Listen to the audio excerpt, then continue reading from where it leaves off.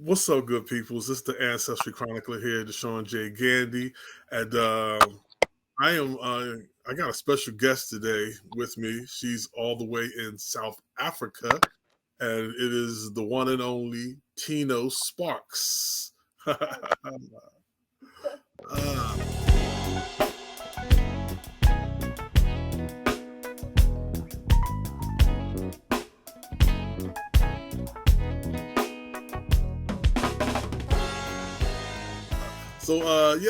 Ah, Tino, could you just give us a little introduction about yourself? Tell us who you are, what you do.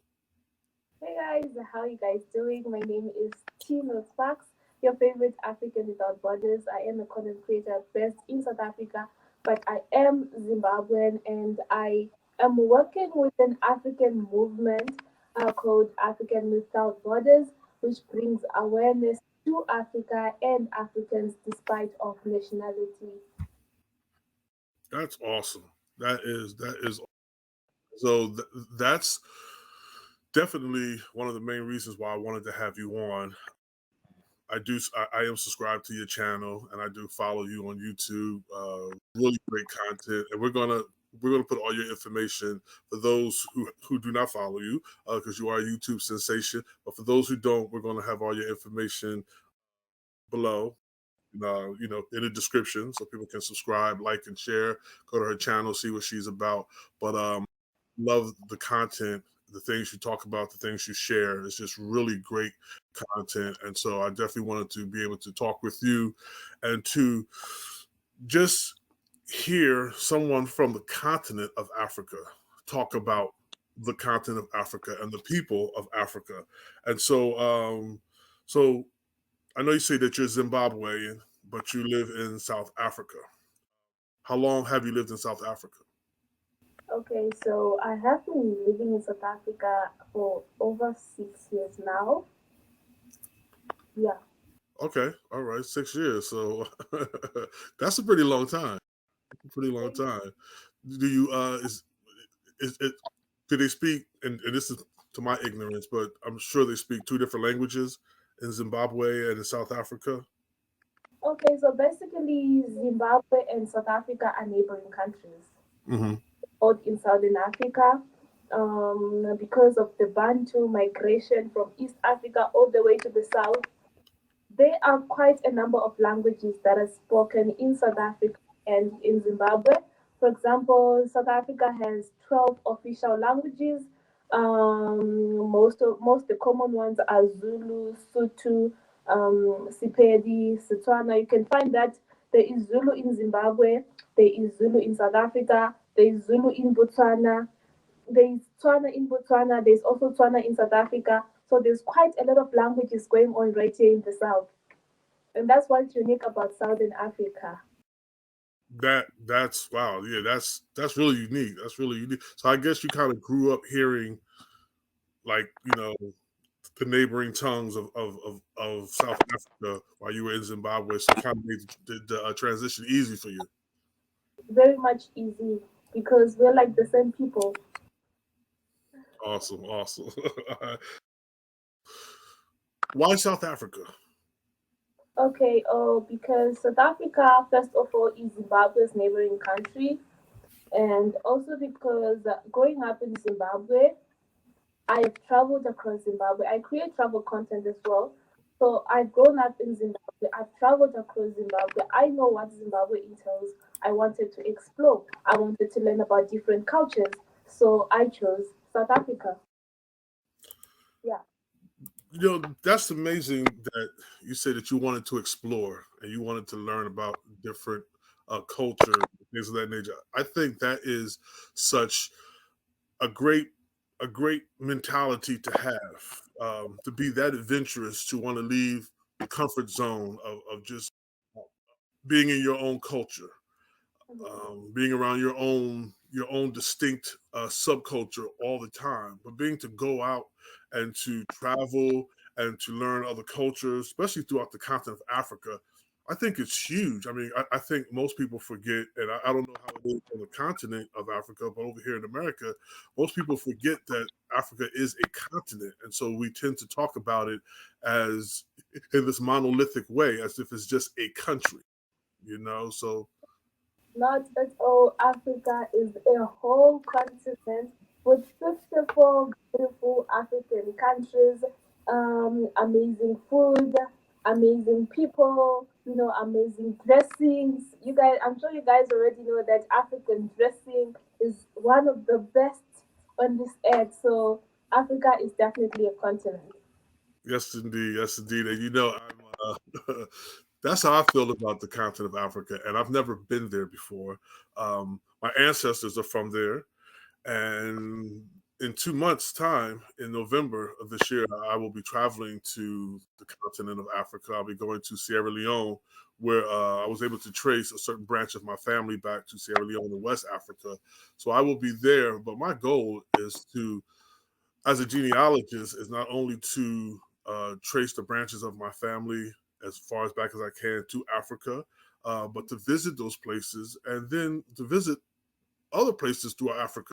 I want to visit East Africa, South Africa, Southeast Africa, Central, North Africa, Horn of Africa. I want to just experience the whole continent. So when you come to Africa, ne, I want to invite you. It's a special invitation to South Okay. Africa. Come and explore South Africa. Come and explore Zimbabwe. You will not be disappointed. I believe that the videos that I saw of you, um, you went back home to Zimbabwe to visit your mother and your grandmother. And by the way, the three of you look like sisters. Uh, I actually watched that episode, that particular one on YouTube with my mother, and we were just, noticing how you, your mother, and your grandmother look so much alike. But I really enjoyed how you were able to show us. I, I believe you called it village life. How you were able to, how you went down to the river, and just how you were able to, how you had this working knowledge of how to utilize a river, from upstream to downstream to the middle of the river, and how each part of the river has a different function, how you were gathering the food, how you were preparing the food, um, just those kind of things. And then to see you back in South Africa and to make that transition, to be able to make that kind of transition was just beautiful. You know what's important is to educate the people to learn to love our roots.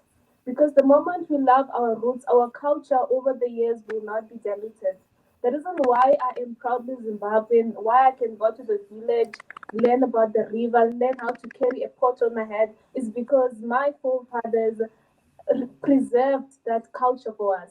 And Mm. it's all up to us, the people of today, to sustainably preserve that same culture to the next generations that are going to come out, that are going to come after us. So how do we do it? Go back to our roots, make these proudly African content videos on the YouTube, post them. Somebody might watch them a decade later and actually be proud that I made those kind of videos. And that's what's important. Absolutely, absolutely, and that's what I took away from that.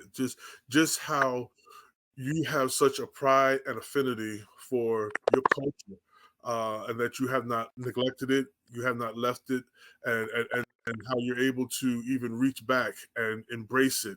And that was just beautiful. And I think that that's something that over here, I'm speaking for African Americans, and of course, I can't speak for African Americans as as if we're just one particular monolithic people, because we all have our different subdivisions here in America. But I think that that's one of the things that would benefit us is if we can fully embrace our heritage, our culture, and a lot of it was taken away from us during the transatlantic slave trade, things of that nature. So we tend to focus on our culture, our ancestral culture and heritage over here. But now we have the benefit, the good fortune, if you will, the blessing to be able to trace our ancestry back to the continent and learn that culture, of our ancestors. So I really appreciate that. Thank you so much. how many African countries have you visited so far? Okay, so I've done Zimbabwe, I've done South Africa, I've gone to Zambia, but that was before I was a YouTuber. So basically, I want to do all 54 African countries, but then for now, I just want to do the Southern and then explore Southern Africa, educate the people about Southern Africa, how we live, what we eat, how we dress, what makes us happy, how we earn a living, etc. And when I'm done in Southern Africa, I plan to visit the rest of Africa. Do you ever plan on coming to America? Not anytime soon, but there is an opportunity. If Mhm. there's a that comes by, who am I to say no? I would love to. We all have the American dream just to learn and to see how you guys live. But then come to America and then come back home because home is where Yes, absolutely, absolutely, absolutely, absolutely. Uh, and you do have a standing invitation to come to the United States. So just anytime you're ready, just let us know. My wife would love to have you. And my mother too. My mother would love to meet you. So, how have you? How you know crossing the borders, being able to freely cross the borders? Do you see that there any kind of restraint in being a person in Africa? One of the and coming, being Zimbabwean and being able to just cross the borders is there a purpose to that other than exploring the cultures? And is there any difficulties to that? Do you have to? Is it easy to go from one country to the next on the continent? Okay, just going from one country to the next, following the right travel procedures. For example, I'm Zimbabwean. Going into South Africa is quite easy because I don't need to apply for a visa. I get a visa on arrival at immigration, so that's quite easy. The problem comes when I'm trying to travel across Africa. The reason why I've just been to just two African countries is because traveling across Africa is so expensive. You Mm, know, jealous when guys in Europe say, "Oh, I was in Germany. I'm going to Belgium, and I just paid like 45 pounds, 45 euros for a plane ticket." That doesn't happen in Africa. And I would just like whoever is watching or people who is responsible for travel across Africa to just try to make travel across Africa cheaper because that's how we're going to be able to share narratives easier and faster if traveling is affordable. wow, and I'm glad that you are a voice that's trying to change that, just trying to change the narrative about how we're able to travel, to navigate throughout the continent. I think it would be really beautiful and helpful for the continent of Africa if Africa itself um, loosens the borders, if you will, just for its own people, and to allow them to freely share the cultures, embrace each other's culture, and just come together and form levels of unity. I really think that's important. You know. I keep telling people across the world that it's only important for African countries to come together. Do you see how the European Union has just become united and how it does business together? That's why the economies are growing. The moment that African countries come together and we know, okay, where do we find the gold? We find the gold in South Africa. Where do we find the oil? We find the oil in Angola and not import it from other continents. That way, Africa will become a powerhouse. We will develop, employment will be created, etc., etc. Mm. Wow. Wow. Well said. Well said. Well said.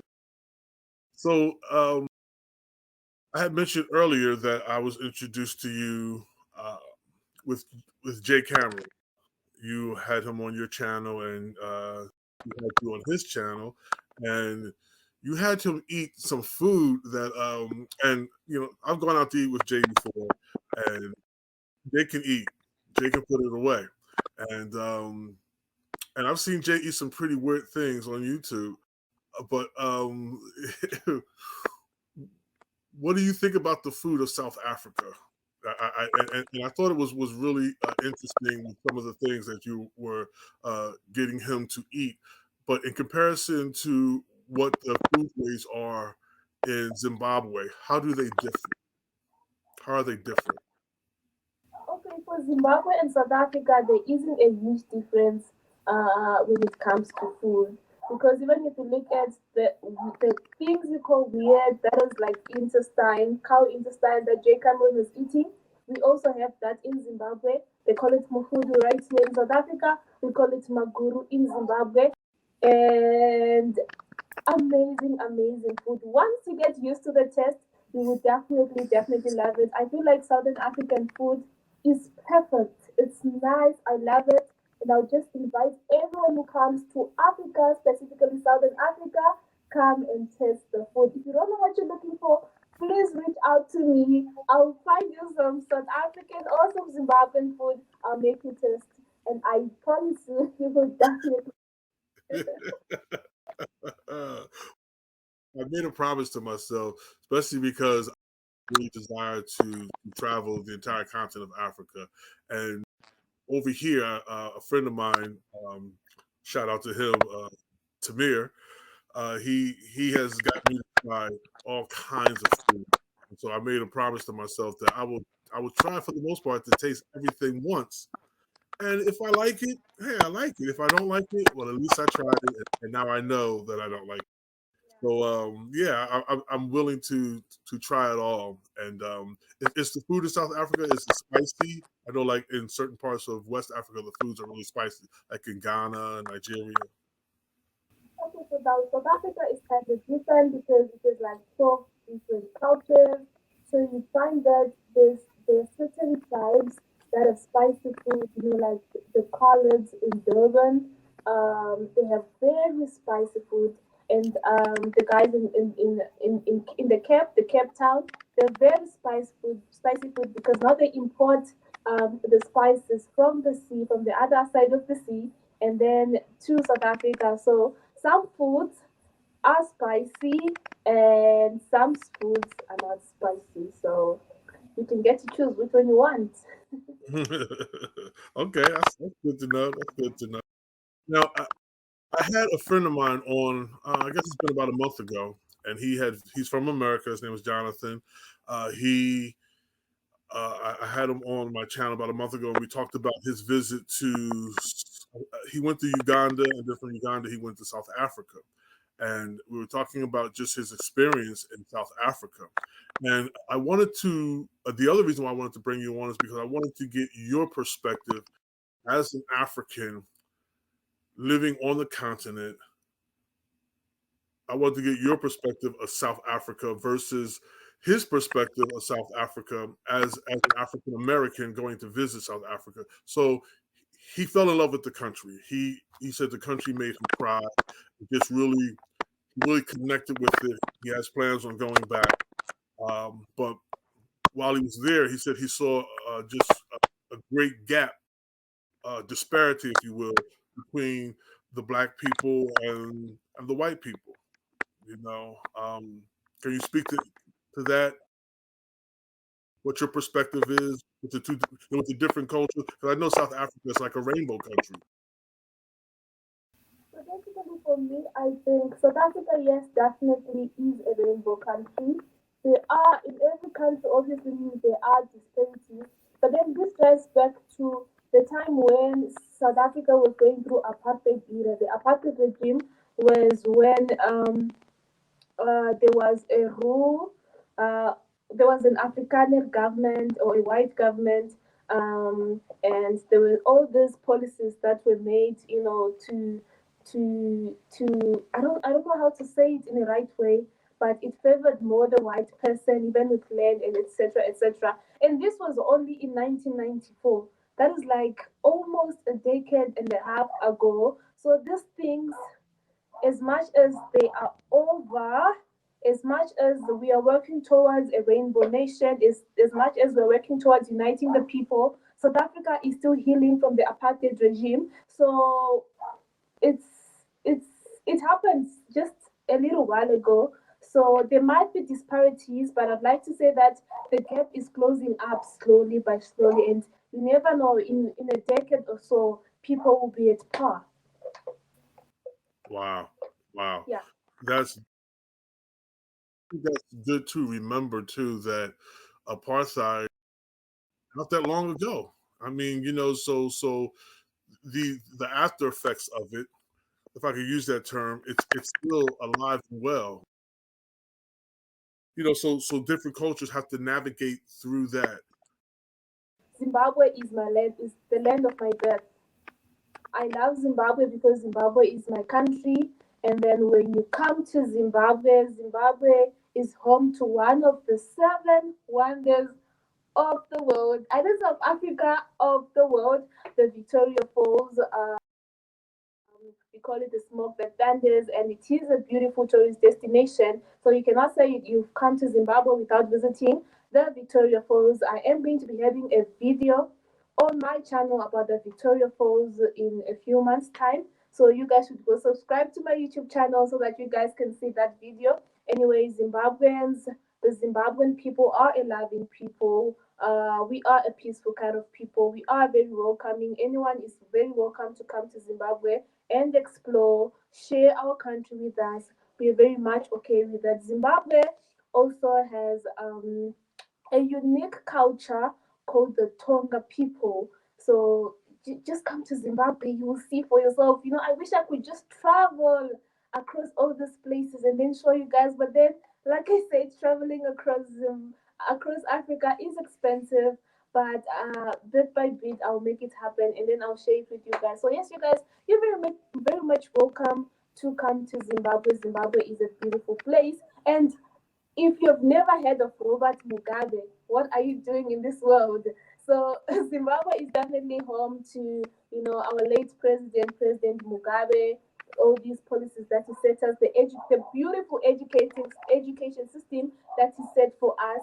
You would know that the Zimbabweans are one of the best educated or the most educated people on the continent. So I love Zimbabwe like that.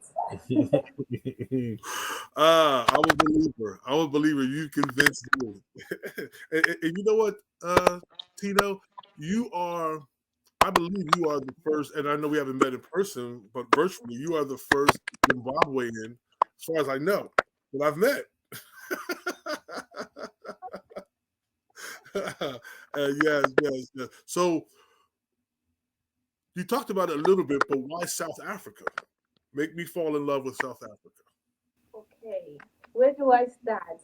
Okay, South Africa on its own is a beautiful country, and South Africa for us in Africa, South Africa is the most developed country. Of course, we have other economies coming up like Namibia, like Rwanda, Kenya, but at this point, South Africa is quite developed. South Africa has good roads. South Africa has one of the best tourism sites. We have the best, actually the biggest national park in Southern Africa, that is Kruger National Park. If you want to see wildlife in Southern Africa, you should just definitely visit Kruger National Park. South Africa has unique cultures, 12 different cultures. Um, you know, it means different kinds of dressing, different kinds of foods, unique music. The South Africans are a loving kind of people. There is this thing that makes me just proud being in South Africa. They have this kind of dance that they call the gumbo dance. It's a street dance, and it is very nice. And then for you guys, the Americans, you have similar history to South Africa because of the apartheid regime. So it would be nice to come to South Africa and just learn about more of it. You would get to understand how you know it happened right here in South Africa. So yes, I also have videos on my YouTube channel where I just share a lot about the apartheid regime and how it happened, etc., etc. So you are definitely welcome to come to South Africa. And who doesn't want to come to South Africa and doesn't go to the Table Mountain, Cape Town, South Africa? You see now, so you're very much welcome to South Africa. You sold. Now I was watching one of your YouTube videos yesterday, and you talked about South Africa, and you named like you were on there with another young lady who also has a YouTube channel. I follow her. I think her name was Tanya. Tanya Grace, and you two were talking about, like, I think you named 2 or 3 towns that I never heard of before. And you were saying how when people come to South Africa, they always go to Cape Town, they always go to Johannesburg, but there are 2 particular towns or cities that you recommend people also go to visit. Let me tell you something. I visited Durban, South Africa for the first time. I fell in love. Durban is beautiful. Durban is quiet. No one talks about Durban. I say to myself, if no one talks about Durban, I'm gonna fly all the way to Durban, talk about Durban because Durban is beautiful. So head over to my channel, come and watch Durban. And it's also important, to just talk about all these smaller cities so that people get to learn more because everyone gets tired when they hear, oh, I'm going to South Africa. Already they know you're going to Cape Town. But if you say, I'm going to Durban, I'm going to Stellenbosch, the vibes are different. It's quieter. They're obviously less populated, but then also very beautiful places. So for those people who want privacy, then they can visit the smaller towns and still enjoy South Africa, in its full form. You said that there are a lot of parks in South Africa too. It's a country that's full of parks. Yeah, because for South Africa has really invested in its recreational activities. In any other area that you go to, you're going to find a mall, which is not very common in African countries. And I respect South Africa for that. You're going to find a mall, you're going to find 2 or 3 parks, well maintained parks with all these facilities. You're going to find a library with Wi Fi, etc., etc. And I find that very much interesting because, for an average youth, who wants to look for employment. Yes, they might not be able to afford to buy data to apply for jobs. But South Africa has given the average youth the privilege to just get out of their home, walk to the nearby library, apply for jobs, educate themselves online, etc., and makes life easier. That's a good investment. That's good human investment, and I like that about South Africa. Wow, yeah, that is good human investment. That's good stuff. I think I have one more question for you. We're coming to the end of this video, and I thank you so much for just coming on. There's a 6-hour difference. I'm 6 hours behind you. I'm honored and privileged that you agreed to talk with me about your experience. If in is there, in terms of the narrative of Africa and African people, what do you want to leave us with? What do you want to tell my audience and the people who will watch this video? It's a lot. But then I just want to tell your audience and everyone who's watching that Africa is a beautiful place. Africa alone is a powerhouse. Africa, we are working towards rediscovering Africa because Africa is powerful and it doesn't take one person, it doesn't take 2 people, it takes you and me and everyone else across the world to help rediscover Africa. How do we do that? We share the narrative, just like what Shawn is doing. I appreciate you for that. Bring back minds back to Africa, redevelop Africa, uh, how do we do that? We improve our education systems. We increase human investments. All those things to make Africa great again. Bring back all our Africans that are in the diaspora. Bring them back to Africa because we definitely have brain drain. So if we improve, our economies, we bring back our jobs in Africa and we grow our economies. Our dear Africans that are outside Africa are gonna come back. We're gonna redevelop Africa. So yes, if you have any other way to invest back to Africa, whether you're African, whether you're African American, or whether you're from which part of the world and you have interest in, just rebuilding Africa, your passion for Africans, please do it. We really need that. Also, I would invite each and everyone to come to Africa. Africa is beautiful. We have the best climates ever. We have the flora and the fauna, the wildlife, beautiful plants, the holiday resorts. When you're tired of the bees and buzz of your cities, wherever you are, Africa is the resting place. Come for tourism. Africa is open for tourism. And yes, when you come to Africa, don't forget to take me on your Instagram. When you come to Africa, come to Zimbabwe, come to South Africa. I would really love to see you there. Thank you so much, Tino, for just sharing your narrative about Africa and also being a voice to help change the negative narrative about Africa. There's such a groundswell and a power movement, even on YouTube, with you, Otamaya, Jay Cameron, African Ancestry. There's just so many different people out there who are doing their part to help change the narrative of Africa and to show the world the beauty of Africa. I grew up in a space and time where you mentioned Africa and people's like, yeah, like no one really has a desire to go there to visit. We're quick to go to Europe. We're quick to go to South America. We're quick to go to the Caribbean. And, there's nothing wrong with those places. I've been to those places. But we ought to want to go back to Africa, to go back home, especially when other people who are not from the continent have made their way there and have benefited, that are actually eating from the table of the riches of Africa. And so I thank you so much for just being a part of that voice. Tell everybody how they can follow you, how they can keep up with you and your content. Okay, I would like to say you're also doing a great job with what you're doing with bringing back people to the motherland. I am really proud of you. Keep doing what you do. So how people can find me? I'm on Instagram as Tino Sparks. It's Tino.Sparks, all in small letters. You guys can find me on Facebook. Tino Sparks again. You guys can find me on. That's all. Please just come to my YouTube channel and tell me that you are from this channel. I would really appreciate it.